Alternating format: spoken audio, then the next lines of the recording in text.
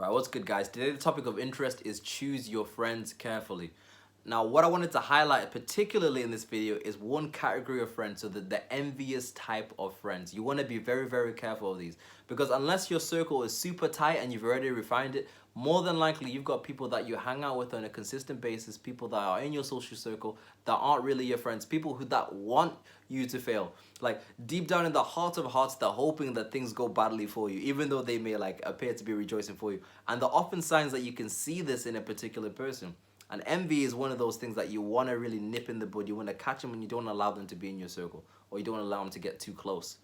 Okay, because there are two types of envy that people have. So you've got the dormant type of envy, that the type of envy that people experience on a day-to-day basis, that most will do.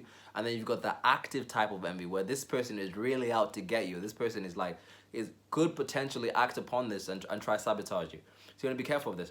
Now, when I'm talking about the dormant type of envy, what I'm talking about is the envy that people experience on a day-to-day basis, and oftentimes they're not even really conscious of it. Now, the reason you're not conscious of it is because naturally, on a day-to-day basis, you rank yourself, you compare yourself to other people. And oftentimes you say, like, you shouldn't compare yourself to other people, but naturally we all do. We compare ourselves to other people. We rank where we stand in any social group. So in any social setting, in any work environment, in any group of friends, there's one person who ranks higher. There's an order of rank, right? We are not all equals, right? And you often estimate your ranking based on the amount of respect given to you and the amount of attention given to yourself. And of course, your ranking is going to change based on the environment that you're in. So for example, let's say you're I don't know, you're a business mogul, millionaire, and you go to a business seminar. You're the highest ranking person in that room. In that environment, you are king, right? Because everybody respects you in that place. Like you've got something you offer value in that particular environment. But let's say you take that same business mogul and you take him to a club filled with 18-year-olds. He's the lowest ranking person in that room because nobody cares. The women don't want him. They want Chad. They want 21-year-old Chad with a motorcycle. He's the highest ranking person in the room at that time, right? It changes all the time. So oftentimes we're ranking ourselves based on where we stand in a particular environment. Now, the people who are particularly envious are the people who really derive their full sense of self-esteem from their social ranking. These are the people that you really need to be careful of. So I've highlighted some signs of potentially envious people somebody that is potentially envious of you, and you want to pay attention to these signs. And if you see these signs, you start side-eyeing this person and you don't allow them to get too close into your inner circle, because that's going to lead to sabotage later down the line for you. So what's the first sign that someone's potentially envious? The first sign that somebody's potentially envious is that you catch them looking at you in a particular way. You catch them looking at you with as if they're kind of angry at you, with a little bit of malice, like you've taken the food out of their hands and they just thrown it on the floor. They look at you with an intensity, kind of like they're kind of mad at you or resentful towards you. And you catch this look in small little glimpses. You catch it in like little split seconds, right? Like the thing is this, is that people aren't like, your body language can't lie, right? People are pretty good at hiding it, but there are times where your body language will like veil you out, it'll expose you, and you catch it in little split seconds. So you look at them and you see them, they're kind of mad, and then when they catch you, when they realize that you've seen them, they quickly change their face and they're like smiling at you. But it's that small little subtlety where they're looking at you with a little bit of hate or resentment that you need to pay attention to. Like the first time, maybe like slide it, but you'll catch this several times. You catch it several times. If you pay attention to people's faces, you catch it several times. People's faces cannot lie, right? People are not that good at hiding it. So that's the first thing. You catch it. You catch the face in little split seconds. The second thing is this, is that they don't rejoice in your good news. So you can have good news, like something amazing's just happened to you, you share it to them, and for a split second, once again, you see this in split seconds, they look a little bit disappointed that you have good news. They're like, dang it, something good has happened to him again. And then they're like, oh wow, that's amazing. But in their face, you can see that they're not really happy that something good has happened to you. All right. Your friends, people who are really your friends, are going to be very, very excited for you. When something good happens for you, they are celebrating, they are dancing, right? For them, when you win, it's kind of like they've won too. So if your friends are not celebrating when something good happens to you, that's something to look at. And the reverse side as well is that they take pleasure when things go wrong for you. When you have some particularly bad news, something terrible happens to you, like your dog dies or something, and you tell them, a small part of them is like, they're just kind of happy. They're like, oh no, that's terrible, right? They're happy when bad things happen to you. That's not your friend, right? You keep a close eye on that. You need to side eye that person. If they're not happy for you when things go wrong and they're rejoicing when things go badly for you, what's that tell you? They're not your friend. Okay?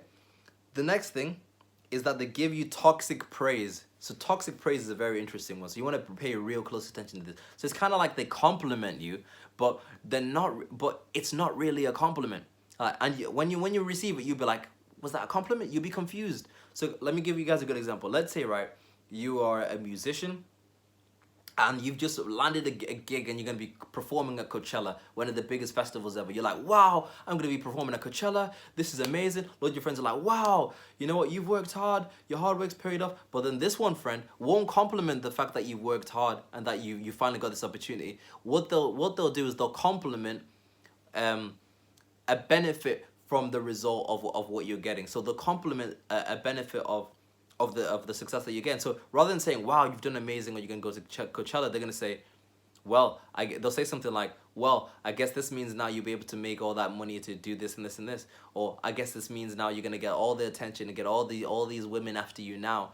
As if to say that the whole point of you striving for a particular goal was to get that one particular outcome, to just get money or to just get attention from people. So it's a weird one. You're confused. They're not necessarily praising specifically what you do. They're praising a particular outcome that you could get from the thing that you do. That's what we call toxic praise, right? That's not really a compliment. And you're kind of left confused. You're like, was that a compliment? Was it not? I think it's a compliment. That's toxic praise. Whenever you're confused like that, you need to keep a close eye on that person. Side eye him. That's not your friend. Another sign is that they openly gossip consistently about other people. So they like to talk about other people consistently in a negative light.